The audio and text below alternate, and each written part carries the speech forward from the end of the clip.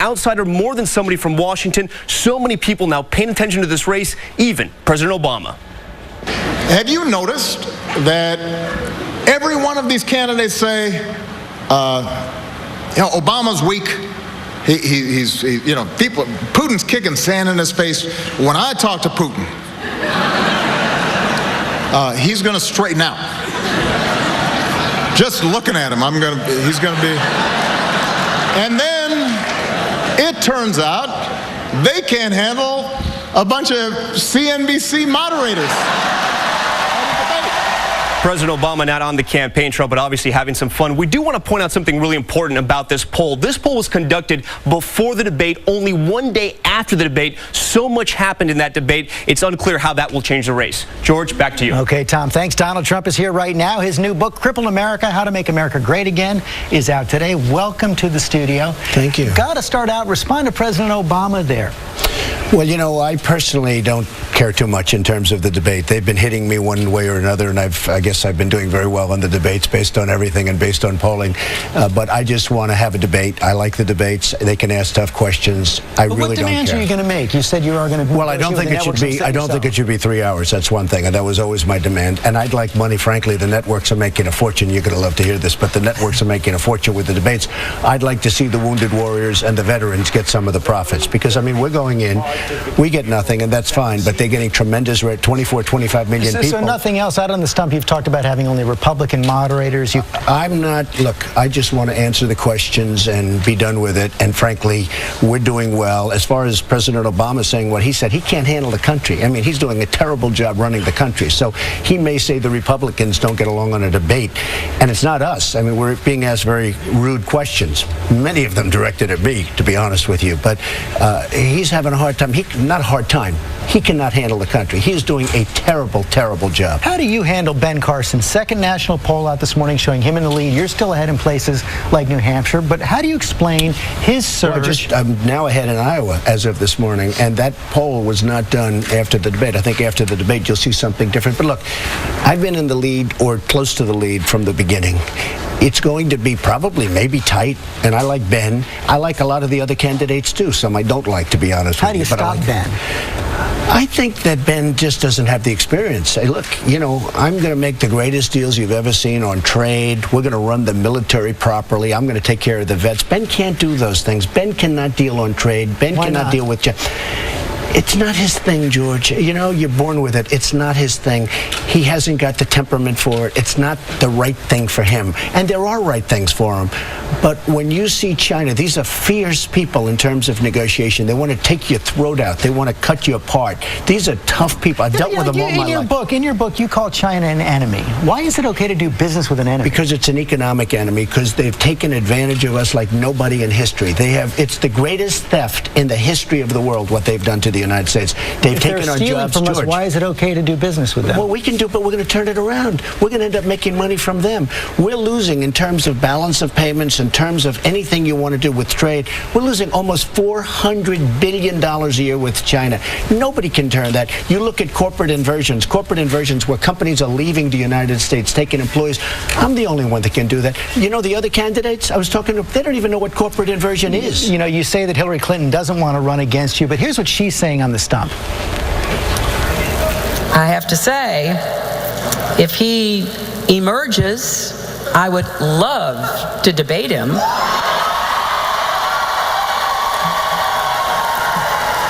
Now, that's a general election debate that's going to be a lot of fun. She bluffing?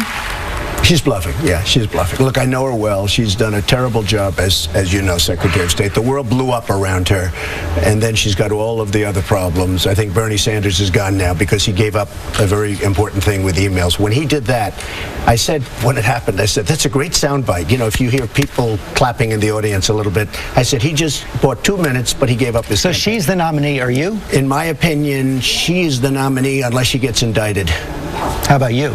I think I will be the nominee. Yeah, I do think so. Every poll, look, one just came out, and as you saw in Iowa, I'm leading. PPP just came out a little while ago, a couple of minutes ago. New Hampshire, I'm leading big. Florida, I'm leading big.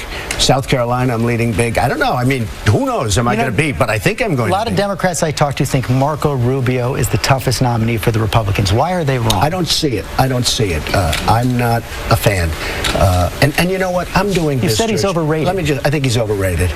And I've also said he's a lightweight. I think he's a lightweight. You know, I think Putin would eat him alive. I think he's a totally overrated guy. I think Bush, his message was horrible the way he delivered it. But Bush had a much better message, because here's a guy who doesn't even show up to vote. He's done, I mean, the way Bush delivers a message, it's so sad.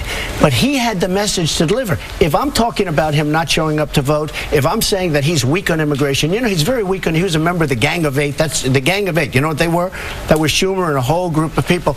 Everyone come into the country. Please come in, take over our country. All of a sudden, his poll numbers went down. He got out of the Gang of Eight. He's very weak. This new gentleman that's backing him, Singer, you got to look at that record, Singer. okay? You take a look at that record. You take a look at what he stands for. I think Rubio's, personally, I think he's an overrated guy. I don't think he's going to be Jeb Bush resetting his campaign yesterday, going after you. The solution won't be found in someone who has never demonstrated the capacity to implement conservative ideas. And you can't just tell Congress, you're fired, and go to commercial break. Look, Jeb is a nice guy. He's a stiff, okay? He's a nice guy. He doesn't have a chance, all right? He ought to do what Walker did. Walker you think he should drop out? Oh, absolutely. He has no chance. He's got money, but the money's not going to do it. And he's been branded as a low-energy person. I don't know who branded him. By who? I don't know. I can't imagine. But look, Jeb is not a man that's going to make it, okay? He's wasting his time. He's wasting a lot of money. I say Rubio is highly overrated. I think there are some people that actually do have talent in the group. And the reason I talk this way is because I'm a non-politician. When this is over, if I win, great. I'm going to make the country great again. If I lose, fine. That's fine. You know, I'm not going to deal with these people. That's going to be it. I go into the sunset, and I go to Turnberry, I go to Doral, and I build buildings, okay? We're going to talk a lot more about your personal life in the next half hour. Fine. Stand by. Let's go to Robin. All right there, George. We turn now. Donald Trump's new book, Crippled America, packed with images of extraordinary wealth, trophy properties all over the world, private jumbo jets, a detailed list of his billions of dollars in assets. And Mr. Trump, he's here right now. You're not shy about it at all. You write, I'm rich. I'm really, really rich. But does being rich really make you a better president? Well, I'm just doing it, I guess, for a reason. I don't need that from a braggadocious standpoint, and I think the book is going to be terrific in terms of explaining me. But it's the mindset that our country needs. We can't make deals like we're making with Japan and with China and with Mexico and with every country that's ripping us off. We can't. We need a different mindset. We can't make a deal like we made with Sergeant Bergdahl. We get a traitor. They get 5 killers that they've been after for 8 years. I mean, they wanted these people so badly, and they're right now back on the battlefield killing everybody, trying to kill all of us.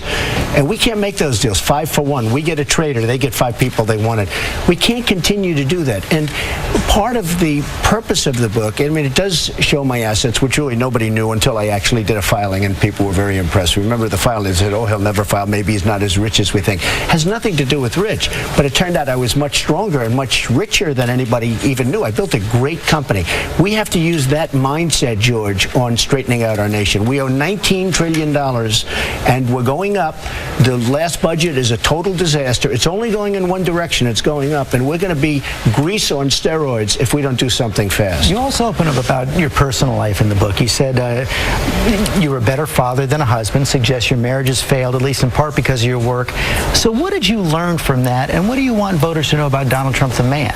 Well, I have a great marriage now, but I did, and I was married twice before, and they were excellent women, terrific women, but my work was all-encompassing. It always has been. I guess it still is, if you think about it. You know what I'm doing right now, but my work has always been all-encompassing, and I blame myself for that, but I'm a person that loves achievement. I love creating jobs. I've done so many jobs, tens of thousands of jobs over the years, and you see that when you look at the kind of developments that I've done in the jobs and the businesses.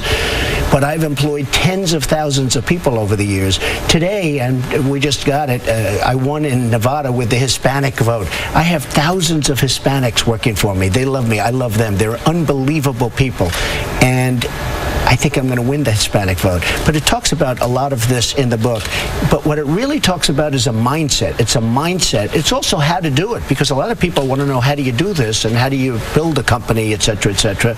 And I think it's going to be an interesting book. You also write in the book, if you want to know if I've ever been wrong, the best thing to do would be to ask my kids. They'll tell you the truth. What would they say? Well, I think they would say I've been a really good father. When they were, I could be in the middle of the biggest deal, and if they call, I'm always there for them. And you know, the tough part about the book is the name, tough name, Crippled America. And it is a crippled America. And the other thing is the picture. I had all these beautiful pictures. Simon & Schuster, they sent these magnificent pictures. They had a great photographer, and I was smiling and happy. And they took one when I wasn't even prepared to take it, and that's the picture. And I'm sitting there with a, angry face. And everybody said, that's really got to be the picture, because the book is explaining all of the problems we have with the country and how to fix them, much more importantly. Where would they say you've been wrong? Well, I work hard, but I don't think that's wrong. By what I do and by the amount I work and all of the things I've done, I've taken care of a lot of families, tens of thousands of families. They have health care. They don't have to worry about Obamacare like a lot of people, which is a disaster, by the way, and which is getting worse and worse. The premiums are through the roof. They don't worry about it. They don't have to worry about education. I mean, I've taken care of a lot of families, thousands and thousands of families, and I'm very proud of it. That's one of the things I'm most happy about. We saw Melania after the debate last week. How do you think your husband did this evening? He did a fantastic job. You're going to see more of her on the campaign trail? You are, sure. She's really looking forward to it. She loved that. She loved the debate. She thought I did very well. Everybody, even you thought I did well. That's even more important in this particular case. More important that your wife does. Crippled America out today. You're giving it out at the Trump Tower? It's going to be Trump Tower at 12 o'clock. Donald Trump, thank you very much. Thank you very much. All right, George, thanks. Good to have Donald Trump here in the studio with us. Coming up, a high school football player who says he was banned from the game for thanking God after a touchdown. That's next in our Speed Feed.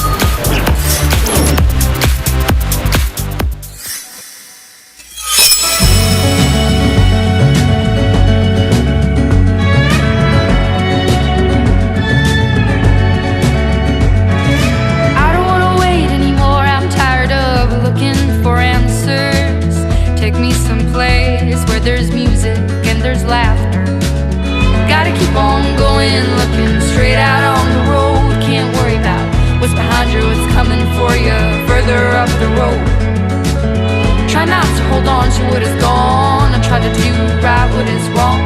I try to keep on keeping on. I won't take the easy road. I won't take the easy road.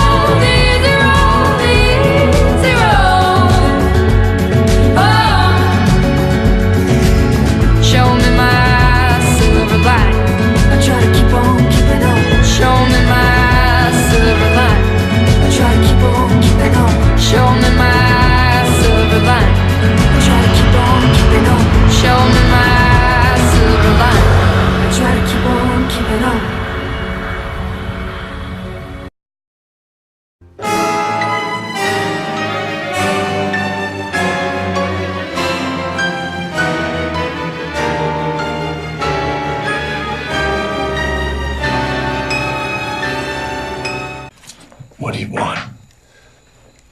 I want to play hide and seek. What? 30 seconds. Only inside the house. You leave the house, I shoot. What are you gonna do when you find me?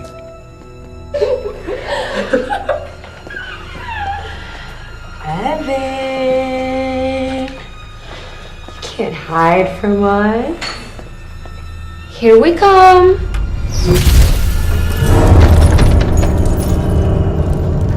Evan.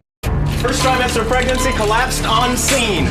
Call OB. Tonight, one life clings to another. You're gonna be fine, both of you. Hold up. You move, she bleeds to death. New Chicago Fire, tonight on NBC, and get the NBC app. This November, your NFL loyalties will be tested. With $500,000 guaranteed every week. Who's your team? Game Time Gold starts November 3rd at McDonald's. One, Steve-O-Rita. Some drinks are hardly refreshing. I'll stick with Red's Wicked Apple. Who wants a Stevia Colada? Can't give these things away. Red's Wicked Apple. Refreshingly hard. Target casting, day 3.